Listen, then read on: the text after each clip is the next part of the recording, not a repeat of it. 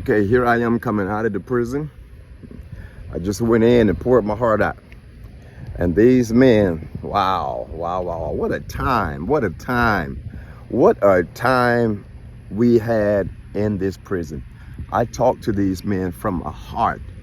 They laughed, they cried, they clapped, they stood up. I came to give them hope.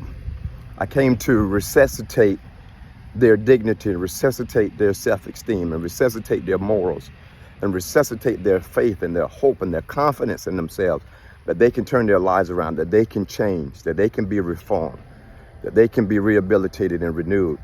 We had a time. They didn't want to let me go. I didn't want to leave. They hugged me. They cried with me. I cried with them. They told me their stories. I learned some things about them. And man, I'm telling you, I gave them a message called Never Give Up on You. And I told them how that society will give up on them. The judicial system will give up on them. Some of them have been divorced since they've been in here. Their wives have given up on them. Some of them haven't heard from their sons and daughters in years, and grandchildren in years. Their grandchildren, family members have given up on them. Family members have died. I told them how that society has given up on them and threw them away and just locked them up and threw away the key. And I told them how that, you know, sometimes people you trust and believe in and thought would always be a part of your life will give up on you. But no matter who gives up on you, do not give up on you. Never duplicate other people's opinions and actions of you and give up on yourself. You can see I'm here. I'm still here on the campus. I'm still here. I'm still here at this prison. And I remember what it's like to be in this place. I know what it's like because I was in prison 3 different times.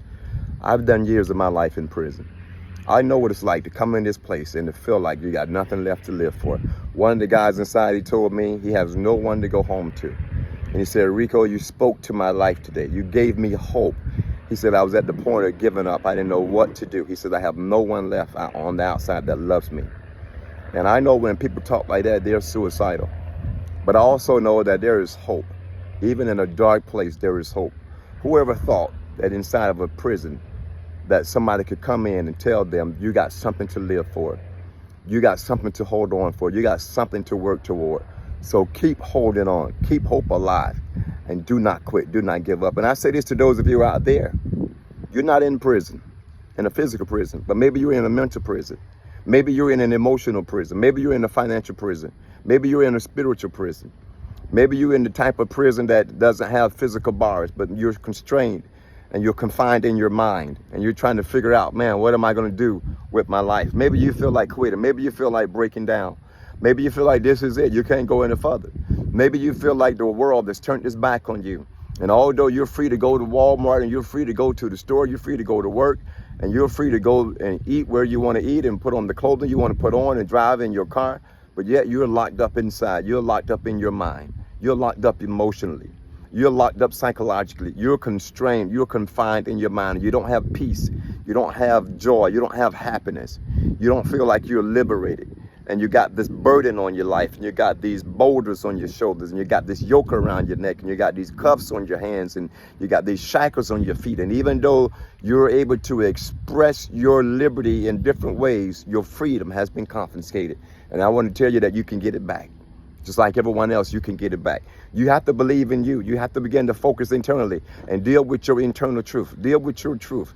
Deal with your weaknesses and your susceptibility. Deal with your vulnerabilities. Deal with the things that's holding you down, that's holding you back.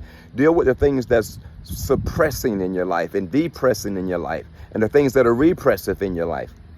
Deal with those things that are confiscating your ability to be happy and enjoy yourself. Deal with your true issues. I'm on scene right now at a prison, and I'm talking to you live. My time with them is over, but I'm telling you right now that you got to break free from this prison that you're in, and you got to begin to live your life. Take your life back. Take your willpower back. Engage your willpower and take your happiness back and your joy back. Take your dignity, your self-worth, your self-value back. Take the things back that matters the most to you, and allow for yourself to realize that my life is not over. Maybe I've had some hardship and difficulties that has lasted longer than I wanted it to, but I still got time, right? I still got a chance, right? I can still turn this thing around. Remember, life is what you make it. And no matter who gives up on you, don't you give up on you, because you have the power to turn your life around. If I have more time, I go into more of an encouragement for you. But I got a long drive ahead of me, and I got some more things planned for my day. But this is what I do. My name is Rico Sharp. I'm out to touch lives all over the world in every institution. On Monday and Thursday of this week, August the 12th and the 15th, I was speaking to FBI agents, HUD agents, federal intelligence agents, the Department of Homeland Security agents. I was speaking to people even in the Department of the Oval Office of the President of the United States, telling them how to bring out the best in them, how not to give up, how not to let life pass them by, but to take their lives back. And I got a standing ovation from them, which means they received everything I had to say.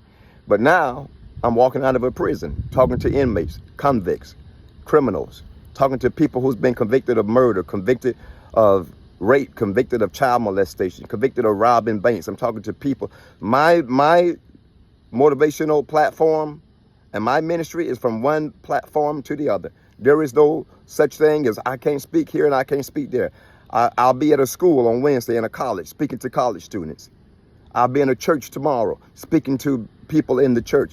If you have an event going on and you need somebody that's going to rock the place and wake people up and bring the best out of them and have them to give it all they got, I'm your guy, Rico Sharp. Go to ricosharp.org. And remember, life is what you make it. When the opportunity comes, you take it. You be sharp now and maximize the moment and make yourself a great life. And think sharp, plan sharp, walk sharp, talk sharp, live sharp, and you'll be sharp. My name is Rico Sharp.